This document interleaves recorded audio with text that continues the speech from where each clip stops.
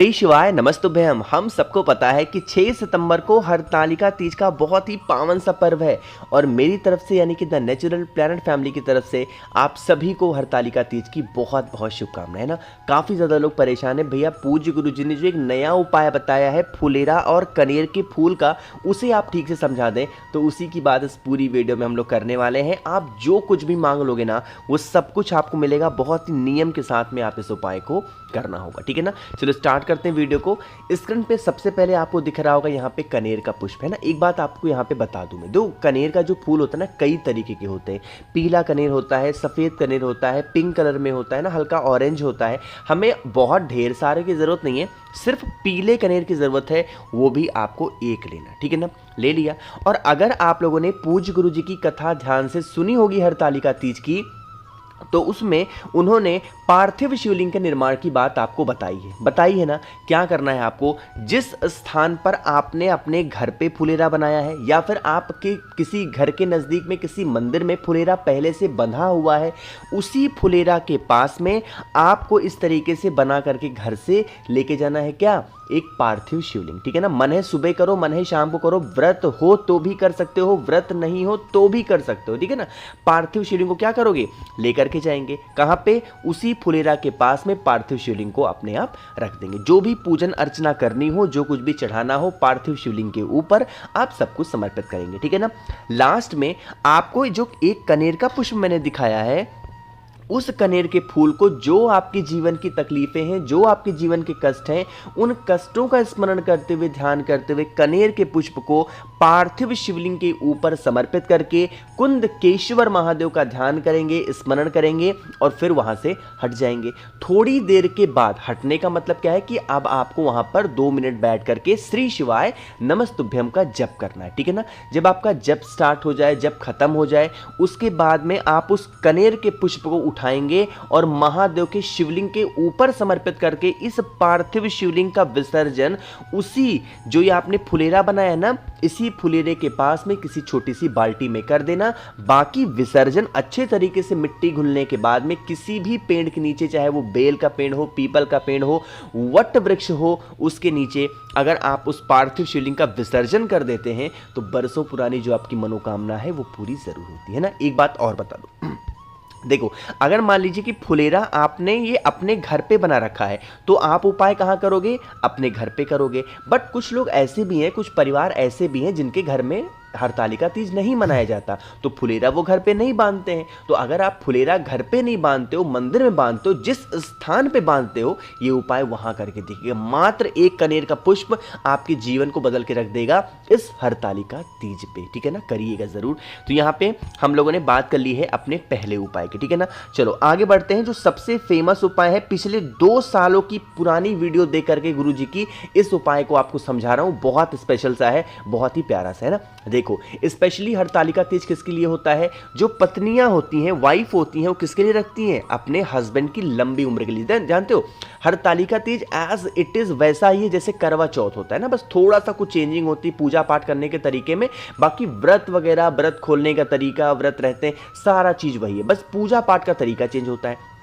किसके लिए रखते हैं, पति के लिए या फिर जिससे हम बहुत प्रेम करते हैं उनके लिए व्रत उपवास जो कुछ भी करते हैं। आपको क्या करना होगा, आपको थोड़ा सा बनाना होगा अपने घर पे खीर इस तरीके से, ठीक है ना। किसको बनाना है, खीर, मीठी खीर। थोड़ा मीठा क्या करोगे, ज्यादा मात्रा में डालेंगे क्योंकि मीठी खीर का क्या है, प्रावधान है। अगर आपको अपने घर में किसी भी व्यक्ति से प्रेम को बढ़ाना है, सॉरी, चाहे अपने पति के रूप में हो, चाहे आप अपने भाइयों से कहते हो कि नहीं भाई बहन का रिश्ता बड़ा कमजोर चल रहा है, जिनमें भी आपको अपने प्रेम को बढ़ाना है, आपको खीर लेना है। आपको ऐसे जगह पे जाना है जहां भोले शंकर और माता सती साथ में विराजमान हो, चाहे फोटो के रूप में, चाहे मूर्ति के रूप में, कहीं पे भी, चाहे अपने घर पे हो या फिर मंदिर में हो। जो आपने खीर बनाया है ना, उस खीर का भोग माता के सामने ला करके आपको लगाना, ठीक है ना। लेकिन ऐसे नहीं लगाना है, जब आप खीर का भोग लगा रहे हो तो एक बेलपत्र लीजिएगा, बेलपत्र को नीचे रख देंगे और उसी बेलपत्र के ऊपर खीर का भोग लगाएंगे, माता से विनती करेंगे, प्रार्थना करेंगे। ध्यान रखिएगा, इस खीर को हमें किसके लिए लगाना है? मां पार्वती के लिए, भगवान शंकर के लिए खीर का भोग नहीं लगाना। किसके लिए लगाओगे? माता पार्वती के लिए ही सिर्फ लगाना है, भगवान शंकर के सामने नहीं रखना। ठीक, रख देना। जो भी आपकी विनती हो, जो भी आपकी प्रार्थना हो, माता सती से, मां पार्वती से आपको कह देना, ठीक है ना। कहने के बाद में कुछ दक्षिणा वहां पे चढ़ा करके 2, 4, 5, 10 रुपए, और उसके बाद में आप इस खीर को उठाना, अपने पूरी फैमिली, पूरा परिवार इस खीर को प्रसाद के तौर पे अगर इस हरतालिका तीज पे खा लेते हैं, यकीन मान लीजिए आपके घर में कभी कष्ट नहीं आ सकता, कभी लड़ाई झगड़े नहीं होंगे। अब यहाँ पे एक बात बता दूं आपको, जैसे मान लीजिए अगर आप हरतालिका तीज का व्रत हो, तब तो आपको खीर नहीं खाना उस दिन, आप सभी को घर में अपने प्रसाद के तौर पे खीर दे दो, अपने लिए खीर को बचा करके रखना। अगले दिन जब आप पारण करोगे, फिर आपके यहाँ जब भी पारण किया जाता है, पारण करने के बाद में फिर आप खाने के साथ में थोड़ा सा खीर, वही खीर खा लेना, ठीक है ना। करके देख लीजिएगा। 2 साल पुरानी कथा का ये उपाय आपको गुरुजी की कथा से सुन के ही समझा रहा हूं, इससे इजी उपाय आपको नहीं मिल सकता, ठीक है ना। करिएगा। हमने यहाँ पे 2 उपाय की बात कर ली है। आगे बढ़ते हैं बस वीडियो के हम लोग अपने तीसरे उपाय की तरफ, और ये उपाय आप सभी को पता होगा, सिर्फ मुझे याद दिलाना, ठीक है ना। लेकिन कैसे करना है और कहाँ पे करना है ये बताऊंगा तब जब आप सभी लोग करेंगे वीडियो को लाइक। मेरे जितने भी भाई बहन आवाज़ मेरी पहली बार सुन रहे हैं, चैनल को ज़रूर सब्सक्राइब करेंगे, ठीक है ना। चलो समझने की कोशिश करते हैं। सबसे पहले बात करते हैं इस तीसरे उपाय के बेनिफिट की। देखो, जैसे मान लीजिए कि आपके घर में कष्ट जो है ना वो खत्म नहीं हो पा रहा, वो कष्ट चाहे रुपए पैसे के रूप में हो, चाहे धन संपदा, या फिर कैसे भी करके कष्ट हो, परिवार को लेकर चिंतित हो, भाई बहन को लेकर चिंतित हो, हस्बैंड वाइफ को लेकर चिंतित हो, इस उपाय को करेंगे। सबसे पहला काम करना है इस उपाय के लिए कि आप इस उपाय को सिर्फ स्त्रियां कर सकती हैं, पुरुष नहीं कर सकते। तो स्त्रियों के लिए क्या करना है?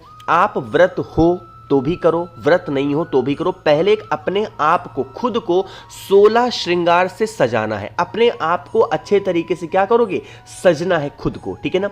खुद के सजने के बाद में मार्केट में बहुत तरीके के 16 श्रृंगार इस टाइम पे अवेलेबल है, बहुत ही कम प्राइस में, पता है ना आपको। तो 16 श्रृंगार मंगा लेना मार्केट से, खुद सज करके 16 श्रृंगार उठाना, और आपको थोड़ा सा लेना होगा लाल चुनरी, थोड़ा मतलब कि छोटा सा लेना है लाल चुनरी, मार्केट में 10-20 रुपए में मिल जाएगी, ठीक है ना। जो लाल चुनरी आप लोगे, उस लाल चुनरी में कहीं पे भी आपको जितनी हिम्मत हो, 5, 10, 20, 50 जो भी रुपए आपको रखने हो, उस चुनरी में रख करके चुनरी के बांध देना उस पार्ट को। और बांधने के बाद में 16 श्रृंगार को, चुनरी को लेके फिर कहाँ पे जाएंगे?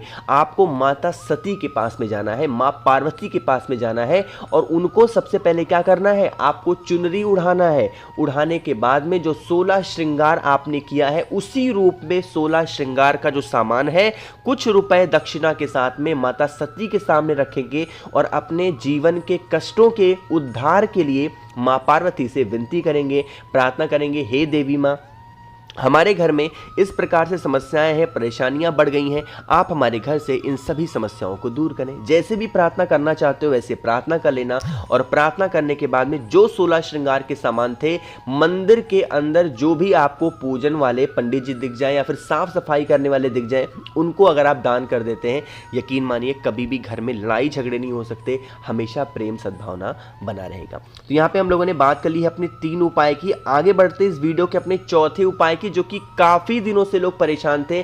अब ये उपाय आपको मैं समझाने की कोशिश कर रहा हूं, और यह उपाय स्पेशली किसके लिए है? जिन भी लोगों की शादियां नहीं हो पा रही है ना, जैसे आज के टाइम पे बहुत सारे ऐसे लोग हैं, किसी के बेटे की शादी नहीं हो पा रही, किसी की बेटी की शादी नहीं हो पा रही है, और अगर शादियां हो भी गई हैं तो गलत हो गई हैं, वो उनसे परेशान है। तो आपको भी इस उपाय को करना है। इसके लिए प्रावधान है शिव महापुराण में लाल फूल का, और वो भी कौन सा? लाल गुलाब की 7 पंखुड़ियां, ठीक है ना। कितनी? एक लाल गुलाब लेना, उसमें से 7 पंखुड़ियां निकाल लेना, ठीक है ना। निकालने के बाद में हमें जरूरत पड़ेगी इस तरीके से शहद की। क्या लोगे? शहद लोगे। शहद को लेंगे और फिर एक तांबे का लोटा लेंगे, उसमें जल भरिएगा अपने घर से, और सीधा पहुंच जाएंगे महादेव के शिवलिंग के पास में, ठीक है ना। जब आप महादेव के शिवलिंग के पास पहुंचोगे, सबसे पहले दर्शन हो जाते हैं हमें किसके? नंदी बाबा के। जो आपके पास में शहद है, थोड़ा सा शहद किसको लगाओगे? नंदी बाबा को लगाएंगे थोड़ा सा शहद। और शहद लगाने के बाद में फिर जो बाकी का बचा हुआ शहद है वो महादेव के शिवलिंग के ऊपर लगा देना है ना। आपके पास में गुलाब की 7 पंखुड़ियां हैं, उस 7 पंखुड़ियों को माता अशोक सुंदरी के स्थान पे इस कामना से समर्पित करना है कि हे देवी माँ, हमारे घर में इस तरीके से समस्याएं बढ़ गई हैं, हमारी शादी नहीं हो पा रही या फिर हमारी शादी गलत हो गई है, हमारे परिवार में सुख शांति समृद्धि प्रदान करें और हमारी शादी किसी अच्छे परिवार में कराएं।